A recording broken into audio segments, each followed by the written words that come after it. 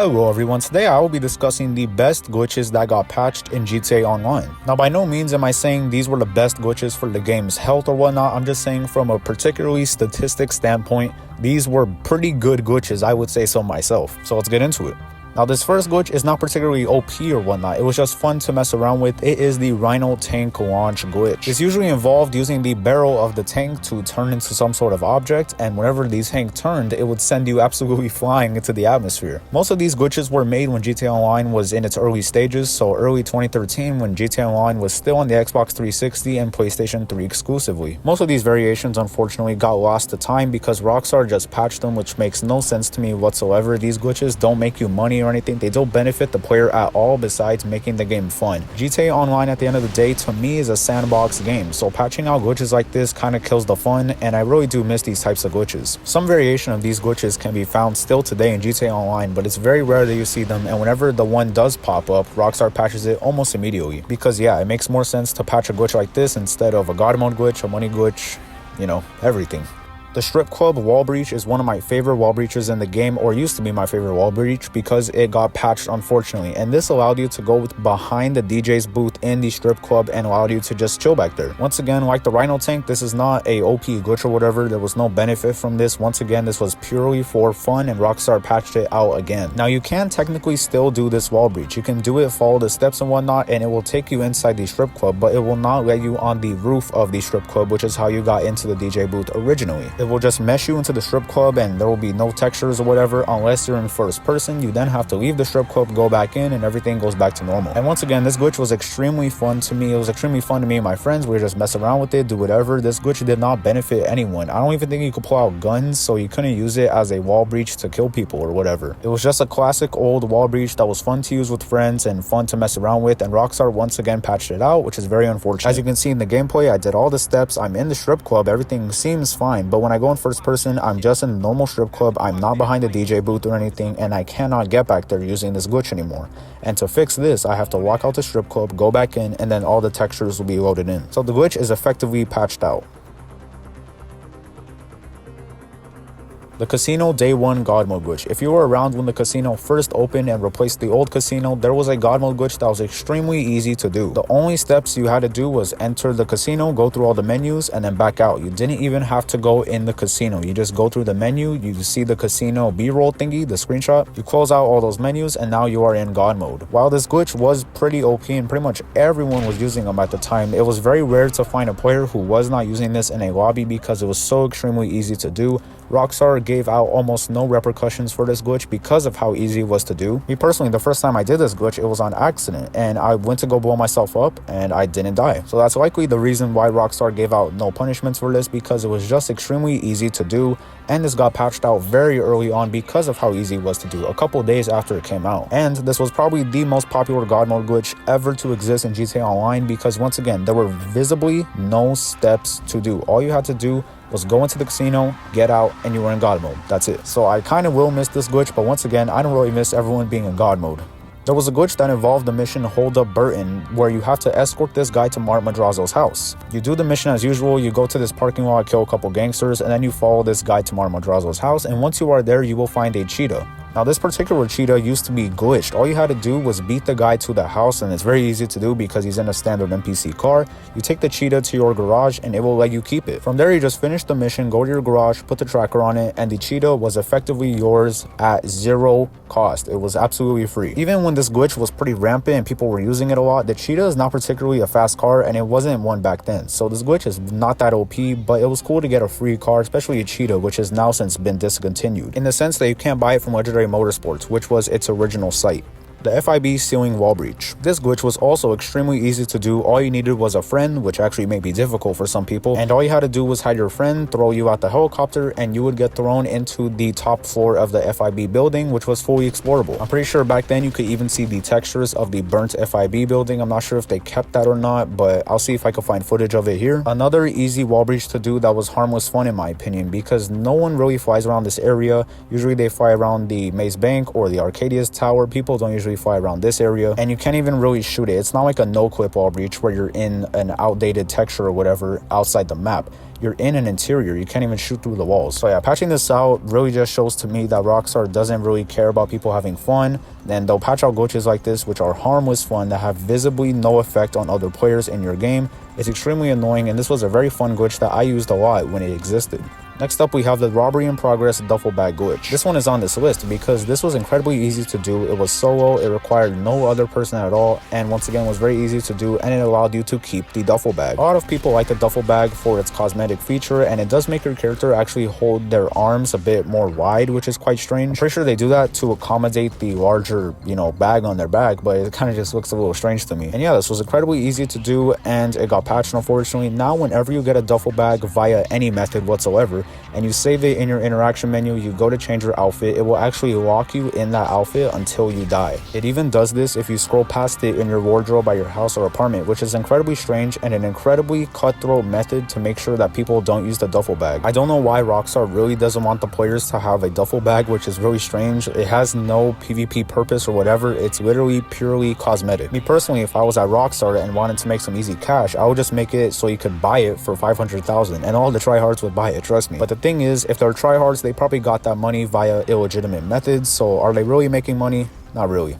Next up, we have probably the most infamous money glitch to ever exist. It is the property glitch that you would replace with the Maze Bank office tower. Everybody was doing this glitch when it came out, and it was incredibly easy to do, and Rockstar actually left it in the game for a pretty long time. I think they left it in for about 2.5 days, if I remember. This glitch actually got a lot of people banned that still play GTA Online to this day on different accounts because their original account got banned because of this glitch. However, some of the smart money glitchers, which was probably about 10% if you ask me, actually managed to keep their money and their account by buying deluxos and then selling the deluxos, thus getting clean cash that, as far as Rockstar is concerned, is completely legitimate. It's essentially money laundering in GTA Online. Once again, however, not a lot of players did this method and they went absolutely crazy, making hundreds and millions of dollars. Rockstar caught on to this and then banned those players. There was then an outrage about how Rockstar really put the hammer down on these players for this particular glitch. If you ask me personally, I think they deserve it. At the end of the day, it is Rockstar's game and they are entitled to do whatever they want. They don't even have to have a reason to ban you because you're playing their game. It's their product, their service, they could do what they want. But this was perfectly excusable as far as Rockstar is concerned because you're doing a money glitch that is making a lot of money and taking away a lot of money in shark card sales. They of course didn't like this, thus the massive ban wave. Another absolutely infamous money glitch is the hangar glitch. I remember being in public lobbies when this glitch was still new and rampant, and there would be like 8 people passive mode at this hangar at the airport, and you knew exactly what they were doing. I forgot the exact steps to do this, but all you had to do basically was request a plane from Lester. He would then get you a plane. You would go to this hangar in LSIA, but the plane for some reason would have trouble spawning. It would basically try to collide with another plane and another plane because there's only 2 spawns in this hangar, and if it can't spawn at either of them, then the plane will never spawn and he will keep on refunding you your money for the plane. But the plane keeps on trying to spawn, thus repeating the cycle. In my opinion, this glitch actually wasn't too overpowered. I'd say you can make around $2 to $2.5 million an hour from this glitch, which I admit was pretty good. But there have been many other glitches that make more money per hour than this. However, this glitch was popular for one sole reason. There were just no barriers to entry whatsoever. As long as you were the level to be able to call the plane from Lester, then you were able to do this glitch. And I think that level was only 12, by the way. Funnily enough, Rockstar seemingly could not fix this glitch on their own. So what they did to patch this glitch was make it so that you got no refund for the plane. In fact, the plane actually costs no money to spawn if you call Lester today. So if you try to do this, you can basically still do the glitch to this day, but you don't get the refund money. Thus, this glitch is pretty much pointless.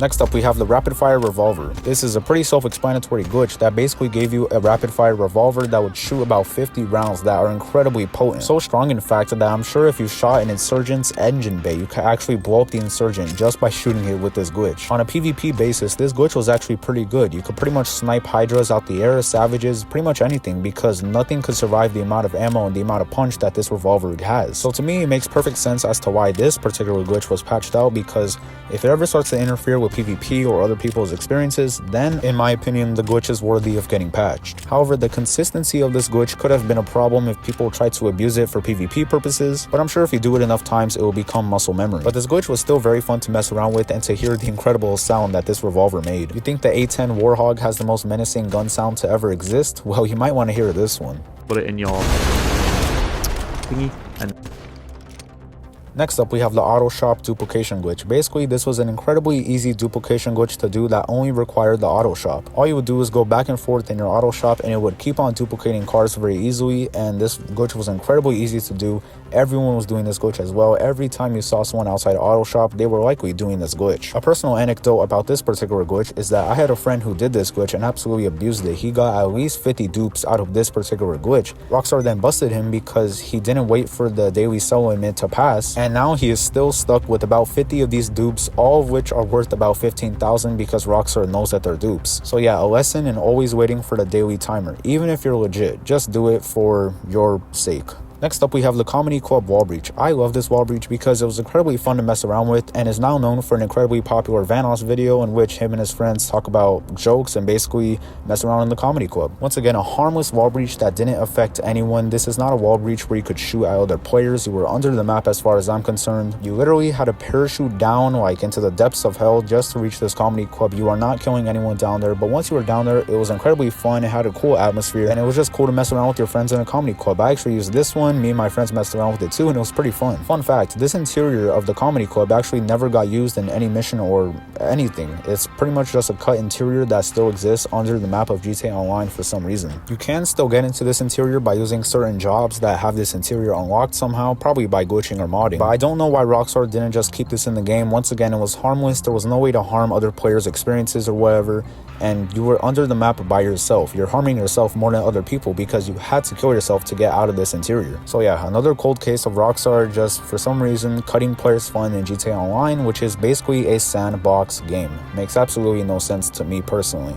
Next up, we have the God Mode Speedo glitch. Basically, this is pretty self-explanatory. It was just the Speedo van in the nightclub delivery garage, and you'd make a God Mode, and you cannot be blown up in the van. Now, the van itself was the only thing that was God moded. You as the player was not God moded and you can be killed. Fun fact about this glitch, you can actually do this glitch on all 3 delivery vehicles, but people chose the Speedo because it was the most agile and it had the best gun in my opinion. And I'm pretty sure the other vehicles have bigger windows and whatnot to make it easier to kill the driver. This one has very small windows that are pretty much bulletproof, so it wasn't very easy to kill the driver in the Speedo. I remember seeing these in GTA Online and seeing players get killed in them, and basically you had to make sure that the player did not get back in the Speedo, because if they did, they became God again and they cannot die. But most of the players that use this glitch are pretty much trash at PvP, so they're pretty easy to kill. Just don't let them get in the Speedo and you're all good. But you don't have to worry about that anymore because this glitch has long since been patched, and I'm glad it has because this glitch was incredibly annoying to see. God mode Speedos everywhere in free mode, and it definitely was not good for the health of GTA Online lobbies at the time.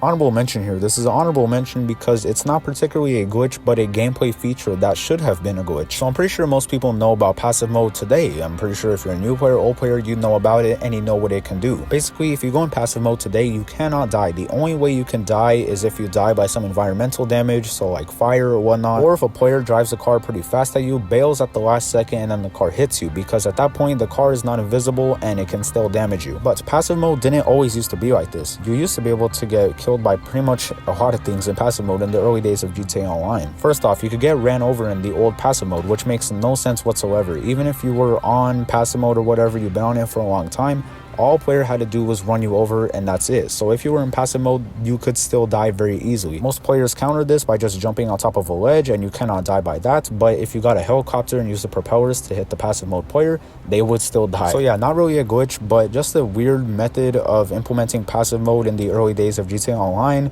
Back then Rockstar didn't really know much and the players taught them a lot, and taught them a lot of ways that you can die in passive mode for sure. And that is it, everyone. Some of the best glitches that got patched in GTA Online. Once again, I'm all for Rockstar patching God mode glitches and whatnot, and money glitches, because as far as I'm concerned, that affects the player's experience because they can get glitched money and God mode, and that's not good. But harmless wall breaches should not be touched because they only help boost the player's experience positively. And with that being said, thank you all for watching. Have a good day or evening or night, and goodbye.